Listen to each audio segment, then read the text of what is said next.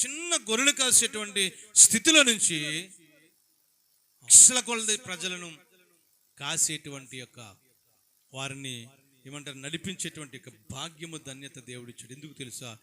చిన్న వాటిలో నమ్మకంగా ఉన్నాడు. చిన్న విషయంలో నమ్మకంగా ఉన్నాడు. చిన్న విషయంలో ఎప్పుడైతే నమ్మకం ఉంటామో దేవుడు పెద్దదని గ్రహిస్తాడు. ఒకేసారి పెద్దది వచ్చేది ఎవరికి కూడా, ఒక్కొక్కసారి పెద్దది వచ్చేది. పిల్లలు కూడా, చిన్న పిల్లలు, పుట్టిన పిల్లలు కొంచెం కొంచెం కొంచెం ఎదుగుతూ ఉంటారు. కొంచెం కొంచెం ఎదుగుతూ పెద్దవాళ్ళు అవుతారు. ఒకేసారి పెద్దవాళ్ళు అయిపోరు.